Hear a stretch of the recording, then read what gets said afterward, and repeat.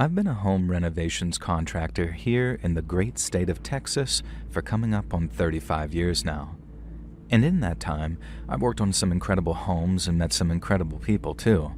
But I've also worked one or two jobs that have come to haunt me, and this is the story of one such job. In March of 1994, I got a call from a guy who just purchased a falling down home near Laredo Ranchettes, about 6 miles outside of Laredo. He said I'd need to stabilize the foundations, shore up the framing, and swap out any rotting beams or walls to align with state building codes. The roof needed reshingling, all the doors and windows would need resealing, and the whole place needed a massive utilities overhaul, including an HVAC replacement. Inside, I'd need to insulate the walls and attic, refinish the wooden floors, make sure all the bathroom fixtures were in good working order, and all after securing the right permits from the county courthouse. And all in all, it was looking like a 3 to 6 month job that had set the owner back between $50,000 and $100,000 or possibly more. And so as you can imagine, I accepted the contract pretty much there and then and signed it after 2 quick read-throughs to make sure everything was up to code. Now, I drove out to the place on a Monday morning, having signed the contract and received the keys on the Friday before. It was a big job, so I was pretty excited to get started, but when I arrived, I found out that my key didn't work. Now, I think I just rolled my eyes, then took out my phone to give him a call, but since it was pretty early in the morning, I was neither surprised nor annoyed when he didn't answer. I left a message on his voicemail asking him to call me back because he'd given me the wrong key. I wasn't rude about it, I just said it like it was, and how I'd appreciate if he could get me the real key as soon as humanly possible. Now, being there wasn't a complete waste of time because I could still survey the building's exterior and get a real feel for what I was dealing with. So for about the next half hour or so, that's what I did. Right up until a black SUV came tearing up the road behind me, and a guy dressed in a security uniform got out of it. He asked if I had permission to be on the land, so I explained who I was and why I was there. Now, once I explained I was the contractor, he softened up a little, but went on to explain how I couldn't be there just yet because the safety inspectors hadn't been around yet. Now, I thought I was doing the safety evaluation, but he went back to his truck to grab the paperwork for me. And then, since it all looked legitimate, with the name of the owner on there and everything, I got back in my truck and drove back into town. Now, I was having lunch by the time the client called me back, and while I figured it'd be a simple case of getting me the right key, it was anything but.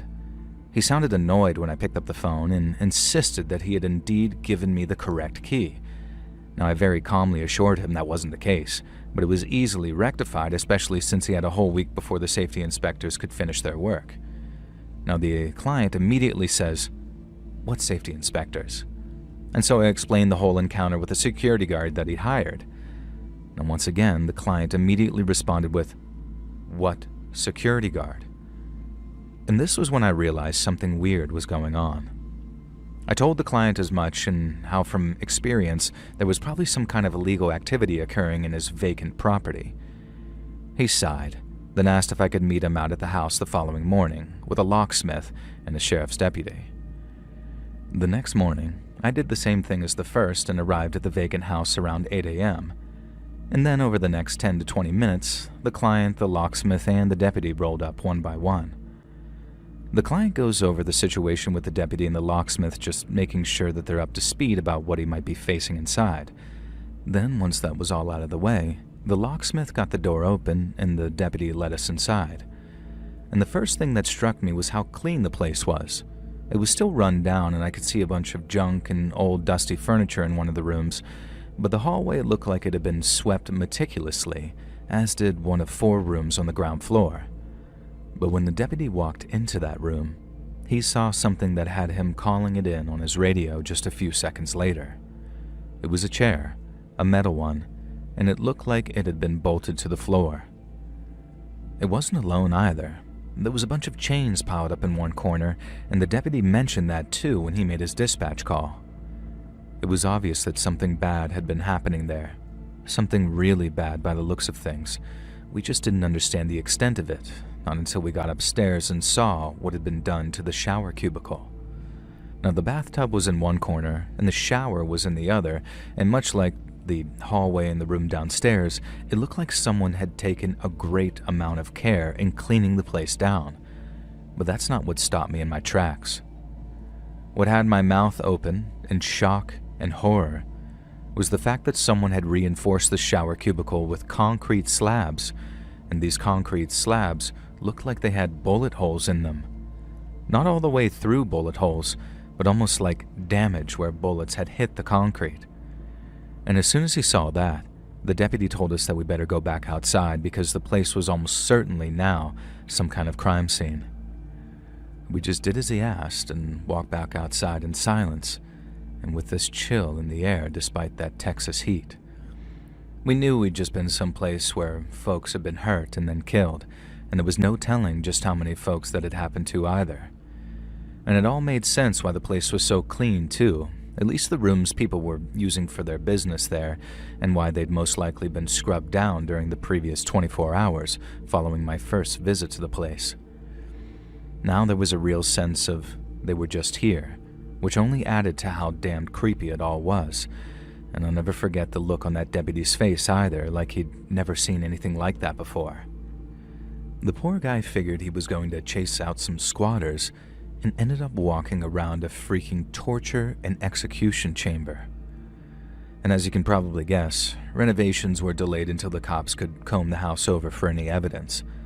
But they didn't find a lick of it inside those four walls, and they didn't find anything around the property either, especially digging the place up so much that it looked like the surface of the moon. Just craters everywhere. I obviously wasn't told crap by the cops, I was just the contractor, but when it came time for the job to start back up again, the client filled me in on what they told him. And like I said, the cops didn't find anything. But based on how clean the place was in relation to how run down the home was, it was likely the house had been occupied during my first visit. And when I tried to unlock the door, there had been torturers and murderers inside, and maybe even victims too. And that gave me a whole second helping of all that creepy, they were just here feeling.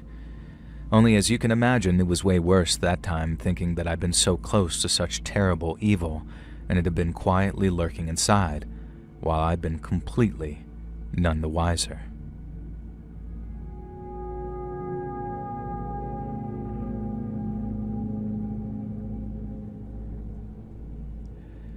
As a younger man, I was a Texas Ranger for the better part of 2 decades, and in that time, I saw and heard things that would quite literally haunt a man until he's lying in his grave. But out of all of those things, there's only one that haunts me more than most, and that creeps into my mind on those cold and lonely nights when I wonder if I ever really made a true difference. It was the early 80s, I was a much younger man, and I was essentially working as an understudy to a veteran ranger who had a heck of a lot of wisdom to impart to me. Then one day, we were asked to go visit a guy named Wolf, Paul Wolf, to ask him about his wife's ex-husband. A Mr. Billy Staton and his current partner had been missing for a few days, having apparently last been seen paying a visit to Mr. Wolf's house. Mr. Wolf was by that time married to Mr. Staton's ex-wife and had shared custody of Staton's daughter, Melody. He also didn't think her father treated her very well, most likely on account of his wife talking trash about him when he wasn't around. Wolf would sometimes become aggressive with Billy Staton whenever he showed up to pick up his daughter, sometimes very aggressive. And so Mr. Staton decided that he's going to slip a small tape recorder into his pocket prior to pickup so he can prove to a judge just how hostile Wolf really was. Now, when we arrived at Wolf's home, he claimed no knowledge of Staton's visit. He said Staton and his fiancée, a lady named Letitia Castro, hadn't been by in almost a week, and since they hadn't stopped by to exchange custody, they just kept hold of little Melanie until they decided to show. Now, we knew that wasn't the case, so we knew that we caught him in a lie, and that was all the grounds we needed to arrest him on suspicion of murder. And then, surprise, surprise, once he was in custody, Mr. Wolf changed his tune and admitted that Staton and Castro had stopped by his place. He started claiming that upon trying to remove his daughter from the property, Staton became forceful and started yelling at her. Wolf said he stepped in and tried to calm Staton down, but Staton began yelling and shoving him away. A fight broke out, but while Wolf was merely trying to restrain the angry Staton, Staton was straight up trying to murder him. Wolf said he tried, and he tried, yelling for his wife, Staton's ex, to call the cops, but Staton overpowered him and forced him to escalate. Wolf said that in order to save his own life, his wife's life, and the life of her daughter, he began striking Mr. Staton around the head with an iron bar. Now, he said he blacked out, like the red mist had descended on him, and then when he woke up, Mr. Staton and his fiancée were dead. Wolf said that in a panic, he threw the two bodies into the back of his truck and then drove out to a nearby river to dump them. He told us where the spot was, so we drove out to see if he was telling the truth. It turns out the bodies were exactly where he said they'd be, bloated and half rotten from laying there in lukewarm river water. But I guess Wolf was counting on the bodies being too rotten to really analyze, because when we found them, Miss Castro's corpse showed that she'd been shot in the head at close range and was something of a large caliber. Now, this directly contradicted Wolf's story, as he insisted only the metal bar was used to defend himself and his family. But that wasn't the only thing that proved Wolf was lying, because when we dragged Billy Staton's body out of the water, we found something hidden on his person, a small tape recorder with a tape still inside it. And since restoring that kind of tech was way beyond our capabilities, we sent the tape over to the FBI lab in Washington to see if they could pull anything off of it. The tape was actually moldy at the time, and you'd think that we'd have dried it out and cleaned it off before sending it, but according to the folks over at the lab, drying it out was the worst thing that we could do to it. And we ended up mailing it to them in a little plastic jar of water, and then a couple of weeks later, they mailed us back a fully working copy of the original. And the audio wasn't exactly crystal clear, but it was clear enough to make out individual voices, as well as what they were saying, and what they were saying contradicted Paul Wolf's entire story. Now, right away, we could tell his story had been a bold-faced lie, almost right from the jump. It's possible to hear Mr. Staton asking his daughter to come with him, at which point she began to cry. Now, we figured this lined up with what Wolf had said about Staton being such a poor father that his daughter dreaded being in his company. But as she cried, he wasn't angry or aggressive with her. He merely attempted to calm and console what sounded like a tired and cranky kid. Yet as Mr. Staton tried to calm his daughter, it was Wolf who became aggressive, and then after what sounded like a brief struggle, a series of very deep thumps can be heard. The next you hear is that Mrs. Wolf, Billy Staton's ex, who begins yelling, "Get him! Hurry up and get him!" Mrs. Wolf then yells, "Hit him again," and then the front door. And that last part was in reference to the fact that Miss Castro was trying to escape. Somebody ran to block the door, and then Miss Castro's life was ended too. Mrs. Wolf then begins yelling, "Get him up! Get him out of here!"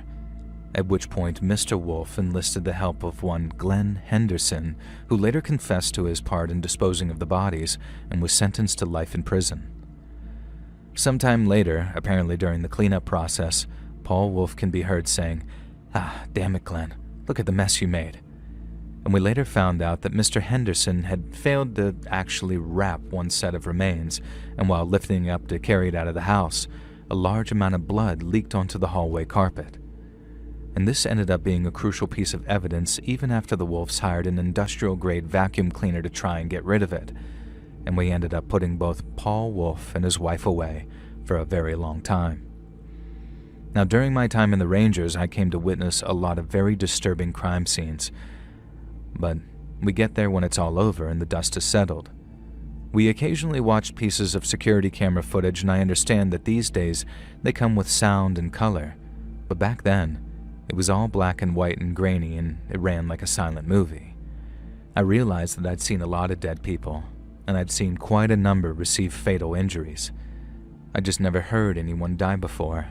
So the sound Billy Staton made on the tell-all recording, that groan that he let out as his skull was being caved in, I think it might haunt me for the rest of my natural life.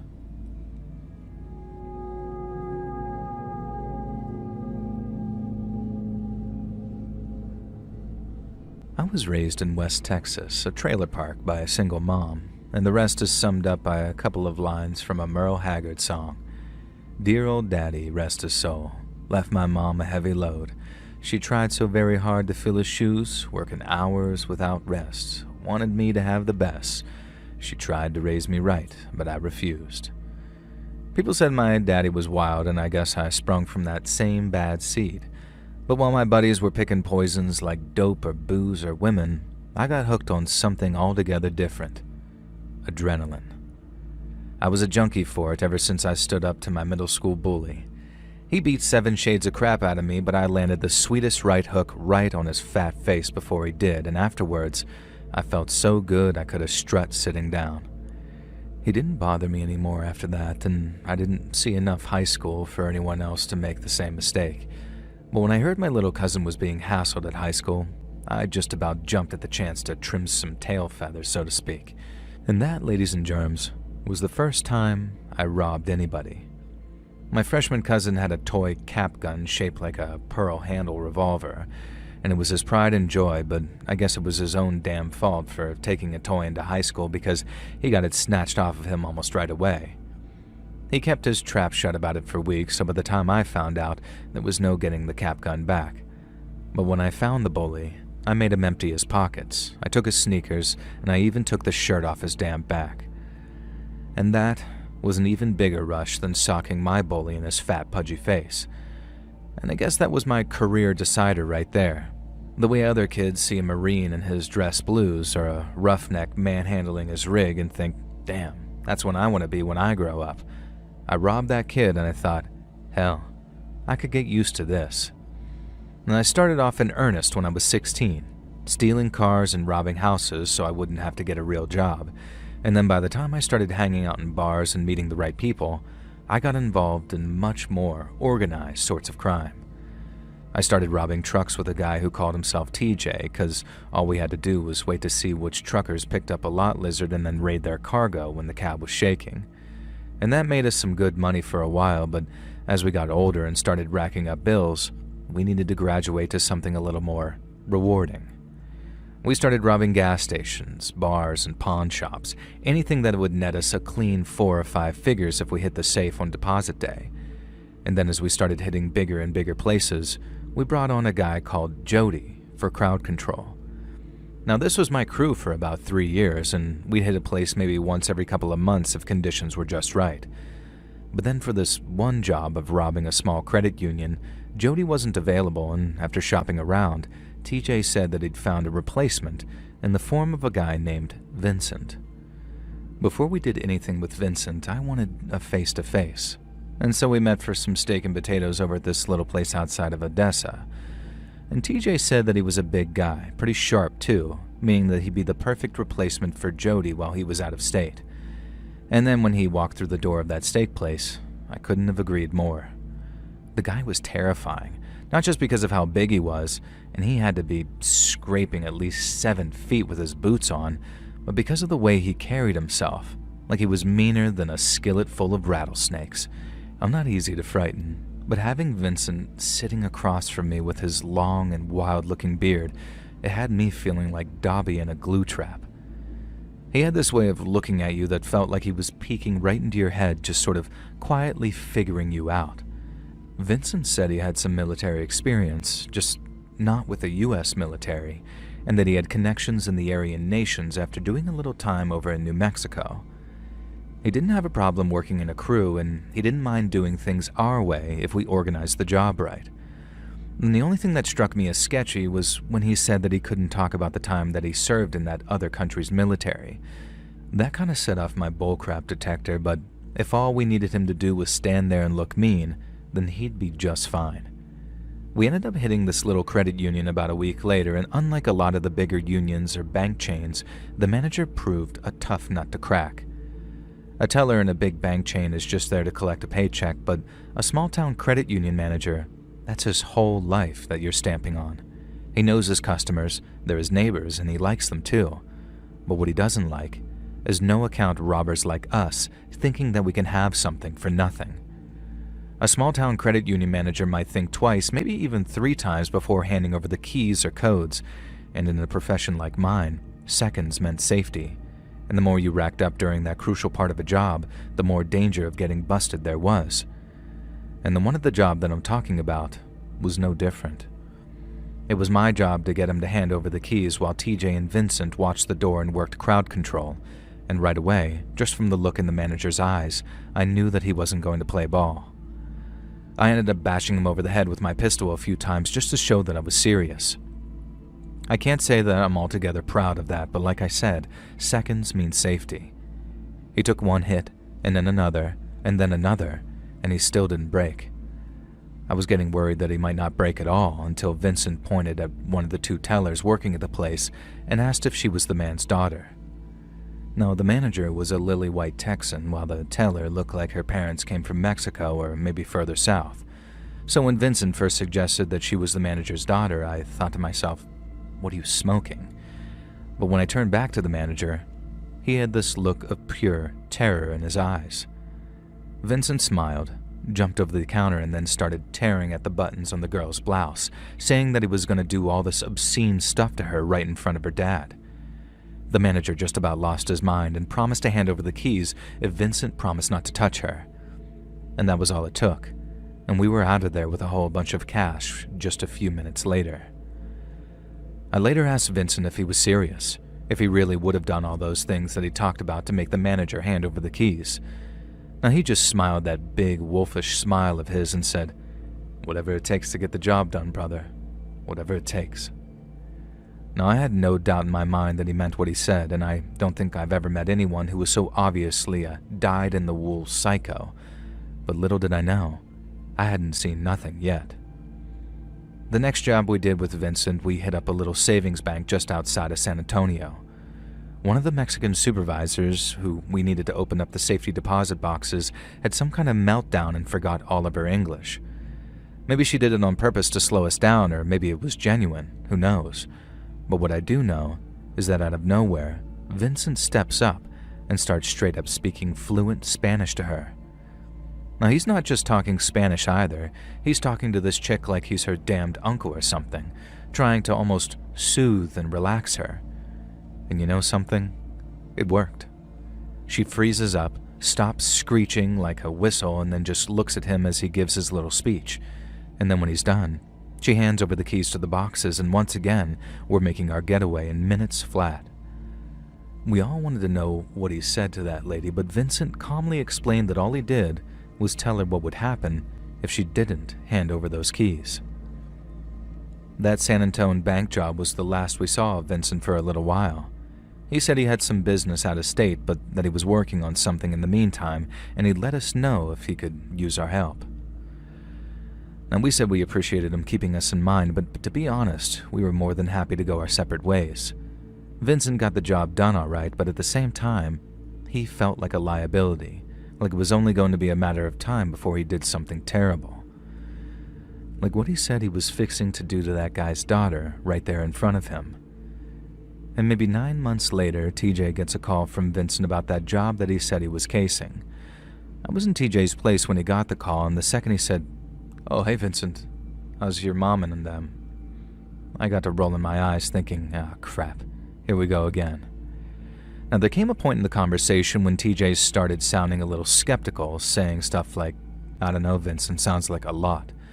But then Vincent said something to him, something I didn't hear, which made him look like Jesus Christ himself had just talked down that phone to him. Now, his eyes went very wide and his jaw dropped a little, and he stayed very quiet for a long time before setting up a meeting. And I remember driving out to the diner with TJ and trying to figure out what was going on. You know, he kept saying stuff like, "You wouldn't believe me if I told you," or "You're better off hearing it from the horse's mouth."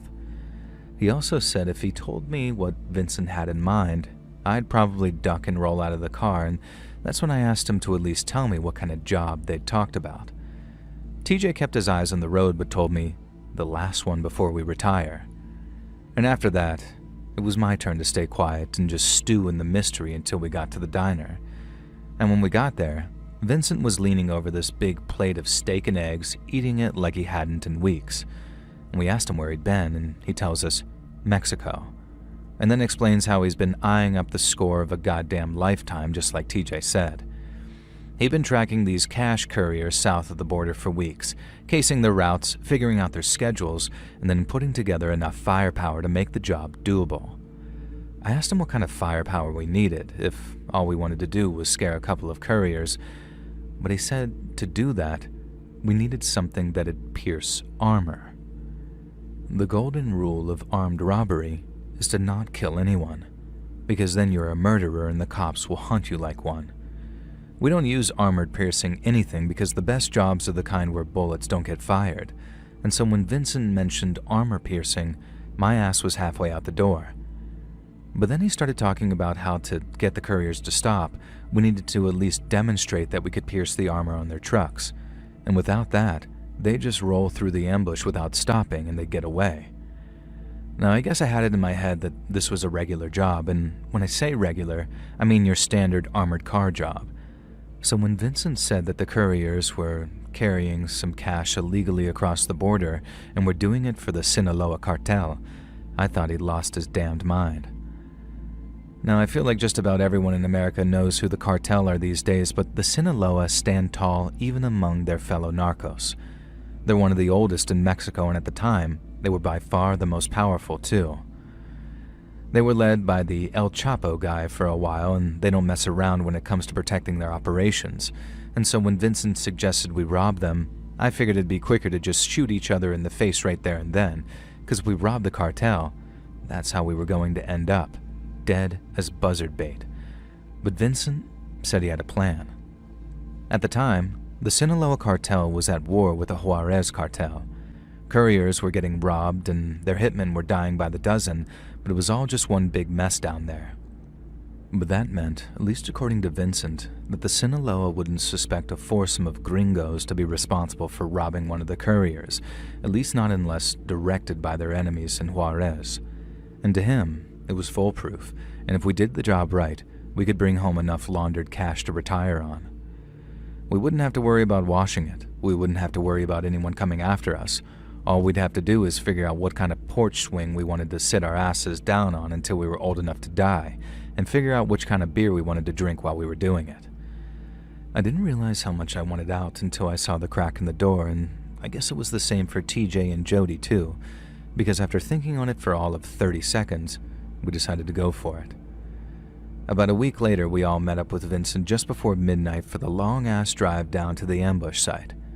Vincent's plan was relatively simple. At dawn, when the couriers approached our position in their 2 trucks, we'd pull up a heavy chain across the dirt road, kill their engines with our armored-piercing bullets, and then keep on shooting until any guards were dead and the drivers surrendered. When I asked him how he was so sure the drivers would just surrender, Vincent said that they were just that, drivers. They'd give themselves up once they realized that they were in trouble. Now, I started getting doubts because if those drivers lost all that cash, the cartel weren't going to just slap them on the back and say, "Better luck next time, hombre."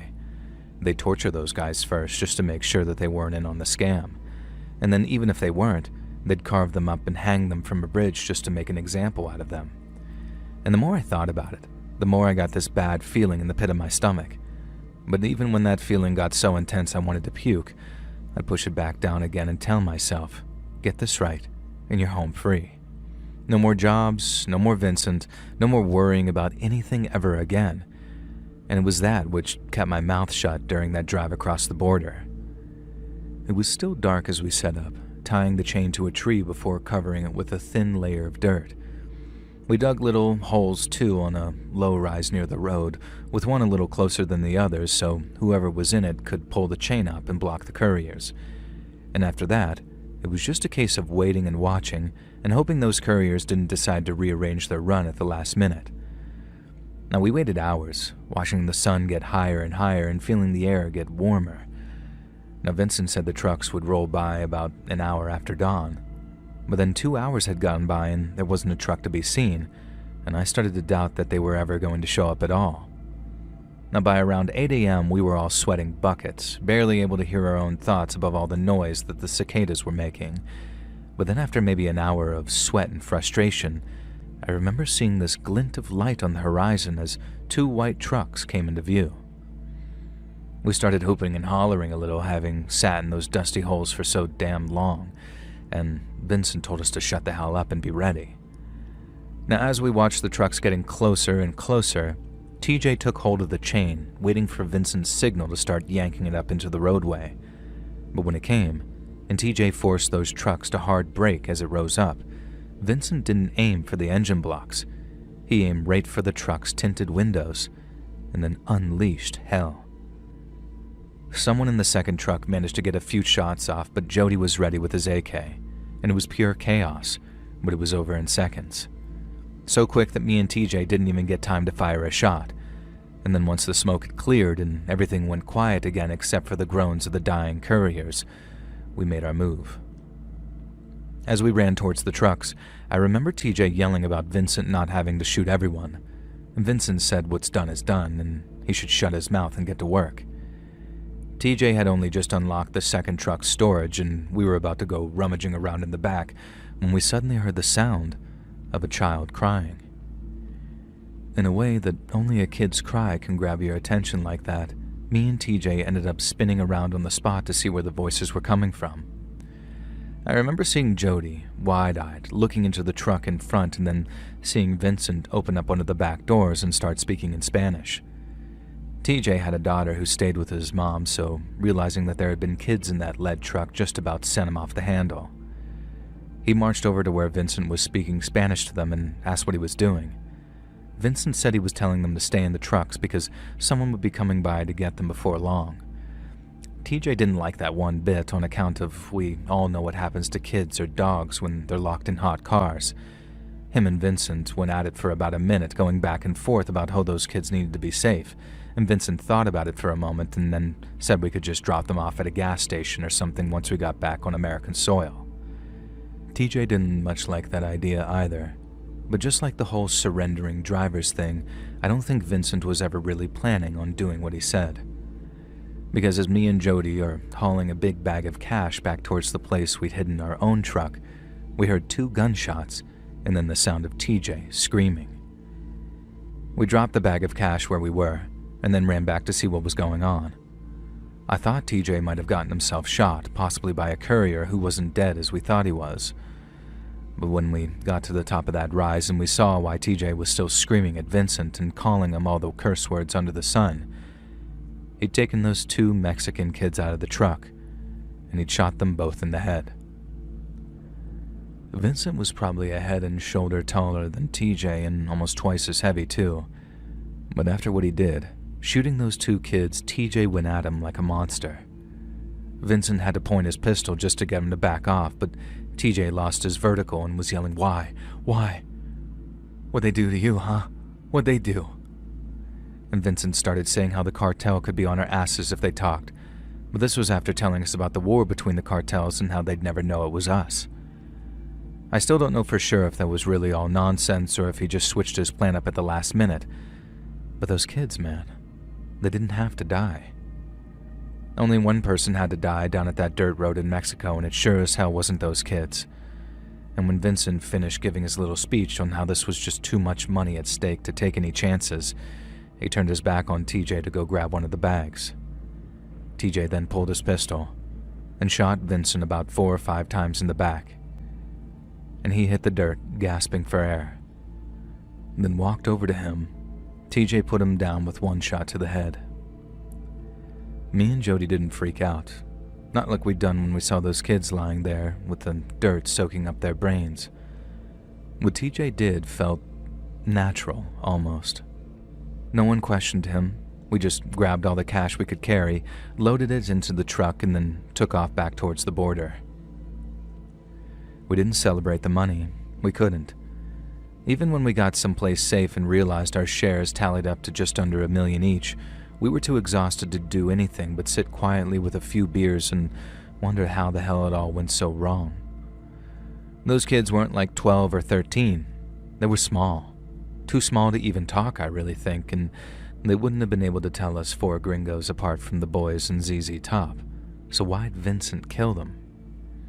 I remember asking that question out loud, but TJ'd had enough, and after stomping out a cigarette, he told me it didn't matter, because that son of a bitch was dead.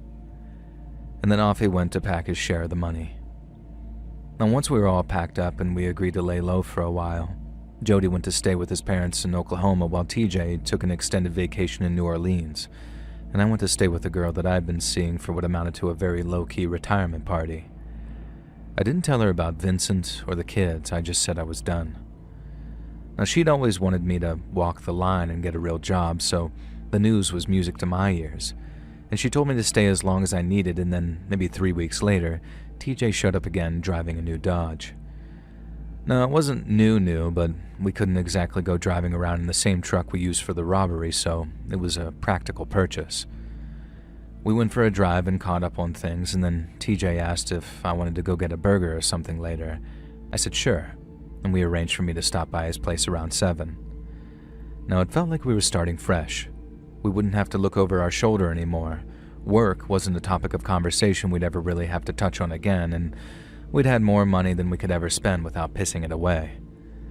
It felt like we could just stop surviving and start living, and it was strange to find myself grinning like a mule eating cockleburrs over nothing but a burger with an old buddy. He dropped me back off at my place, and then after a few hours of chilling with my girl, I drove over to TJ's place and knocked on the door. And that Dodge was parked in the driveway, but when I knocked on his door, there was no answer. It was almost exactly 7, and he wasn't the kind of guy to flake on plans like that, and so assuming he was probably just running late and was in the shower or something, I walked around to the yard and tried the back door. TJ never locked his back door, ever. He always left it open in case we needed a place to crash, and he also wasn't keeping his share of the money there either, so right away I knew something was off. I'd crashed there a bunch before, so I knew that there was a way to jimmy open a window or the first floor, but after getting it open and climbing inside, I felt my stomach drop. And that old cliche about the smell of blood, how it sort of hangs in the air, very heavy in places where a lot of it's been spilled, it's as true as steel, especially on a warm Texas evening.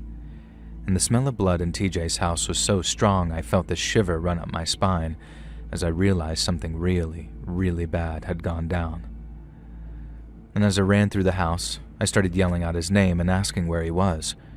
I found him in the upstairs bathroom, curled up in the tub, and he wasn't just dead. It looked like someone had tried to take him apart. I didn't look for long. I couldn't. But from what little I saw, he had his fingers missing, part of his face was gone, and someone had carved off a big patch of skin away from his side, so much so that I could see a couple of his ribs peeking through. That's the snapshot I can't ever get out of my head, even though I must have looked for no more than a second. I didn't stay long. I just slipped out the way I came in, ran back to my truck, and drove straight over to Jody's place to tell him what I'd found. Someone had come looking for us. We knew that much, and we agreed the best thing to do in the meantime was hide out someplace. Jody said he could find us a place in Oklahoma, somewhere real quiet and out of the way, but we still needed to square some stuff away at home first. We needed to get the money, and we warned folks who needed warning. Then, we could meet at a motel just outside of town and drive to Oklahoma from there. Now, it sounded like a smart enough plan. Have a base of operations just outside of town for a few hours, and then be gone by the evening.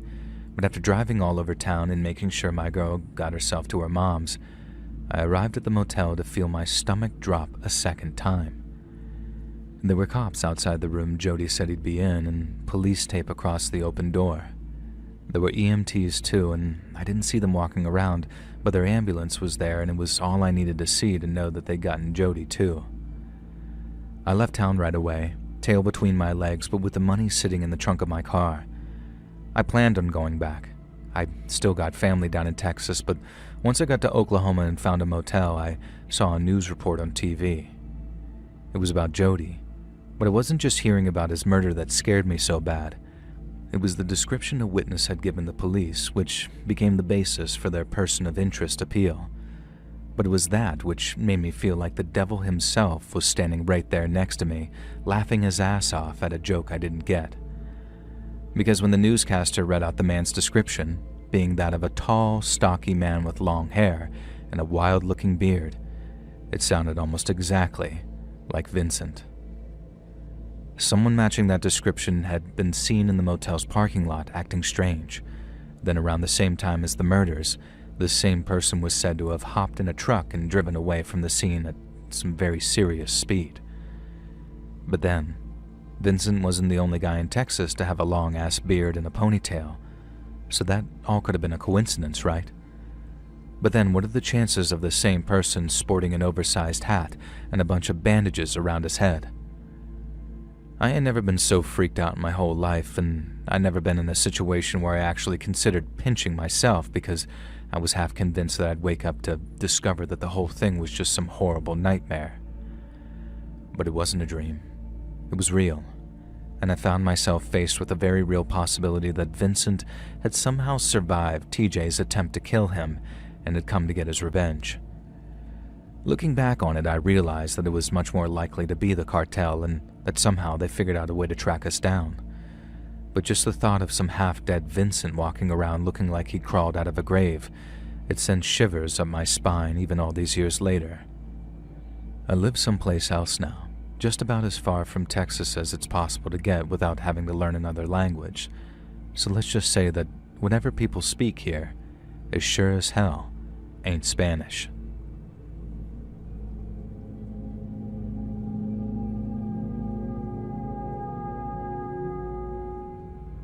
My name's Charlene, and I'm from Austin here in Texas, and I think I got a story that you might be interested in. It's one I've followed for the past 34 years now, and as of September of last year, it might finally have come to an end. But don't just take it from me. You can come to your own conclusions as I tell you, from my own perspective, about the Yogurt Shop murders. So in December of 1991, I was working at a store with a little strip mall in North Austin, and I had to open up the store on a Saturday morning. We were just down the strip from a branch of I Can't Believe It's Yogurt, a place that I used to stop by sometimes whenever the heat got a little too much. Now, mornings were usually nice and quiet, even on a Saturday, but on that morning, I noticed a whole bunch of police standing outside the yogurt shop. I knew not to be nosy, but I couldn't help but ask if everything was all right, as smoky black stains suggested some kind of fire. One officer told me it was fine and that I should just go about my business. Now, he said it in a friendly voice, but a smile didn't quite reach his eyes. The police were still standing outside the yogurt shop when I clocked out and began making my way home.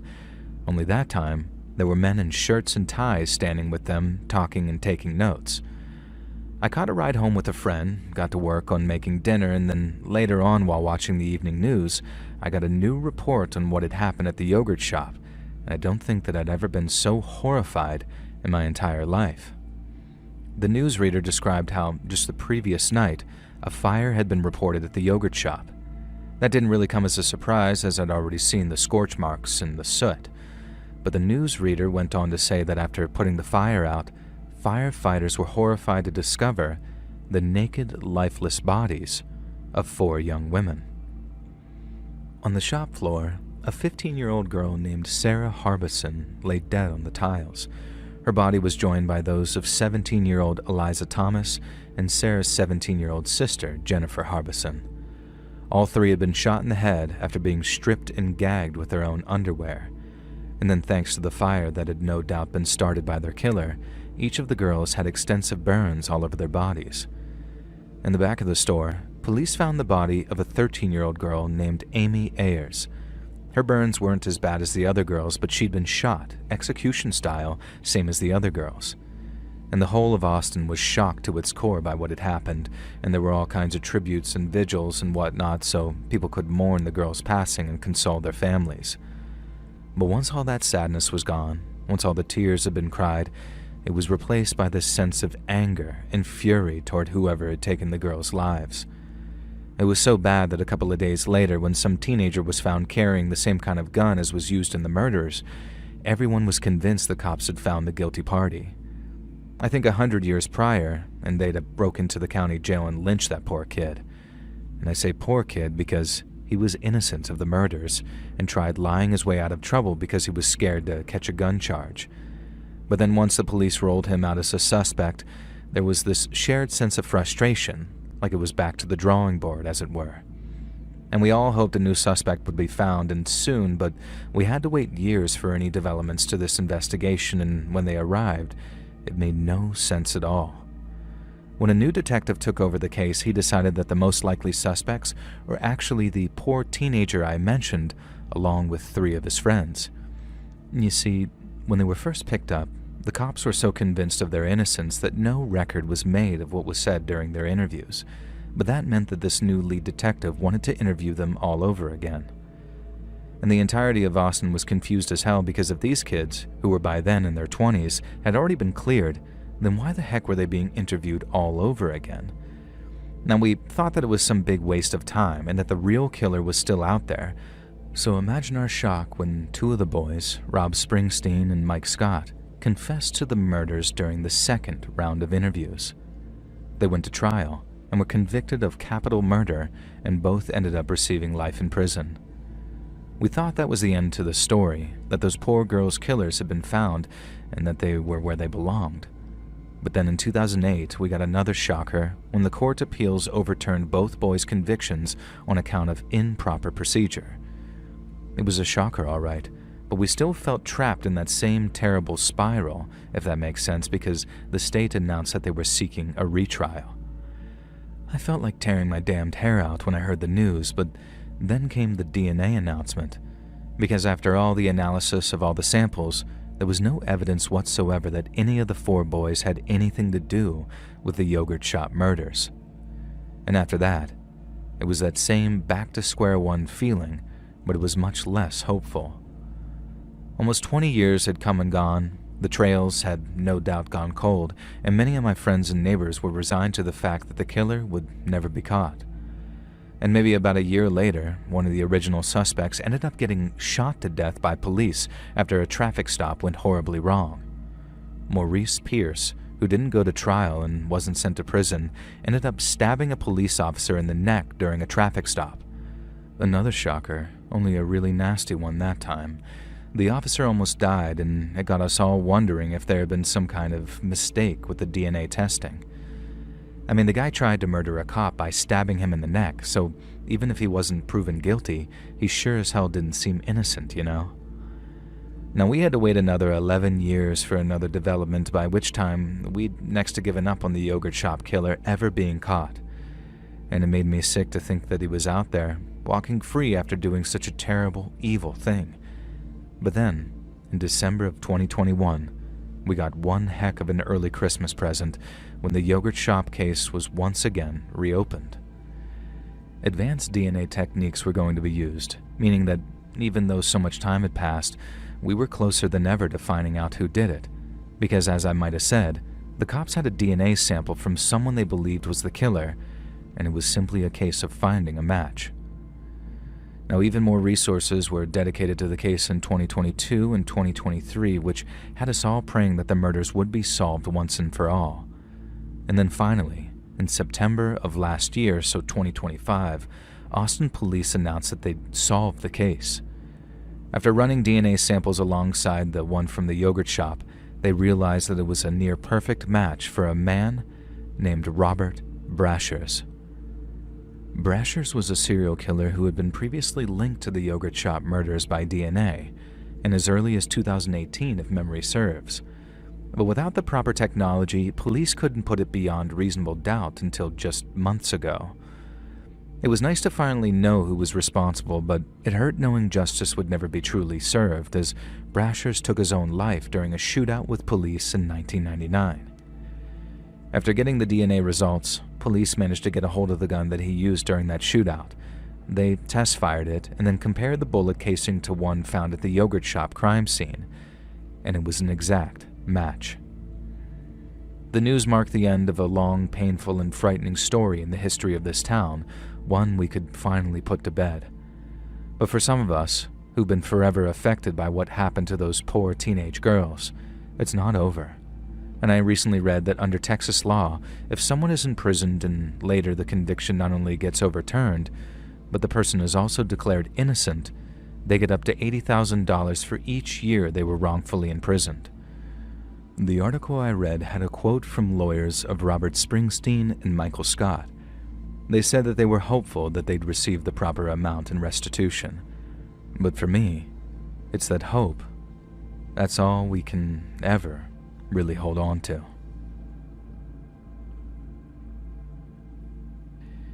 Hey friends, thanks for listening. Click that notification bell to be alerted of all future narrations. I release new videos every Monday and Thursday at 9 p.m. Eastern Time, and there are super fun live streams on Sundays and Wednesday nights. If you got a story, be sure to submit them over to my email at letsreadsubmissions@gmail.com, and you might even hear them on the next video. And if you want to support me even more, grab early access to all future narrations and bonus content over on Patreon, or click that big join button to hear about the extra perks for members of the channel. And check out the Let's Read podcast, where you can hear all of these stories in big compilations, located anywhere you listen to podcasts. I also have a true crime channel called Saturn Soul. All links in the description below. Thanks so much, friends. And remember, wear your fossil poop for Grandpa.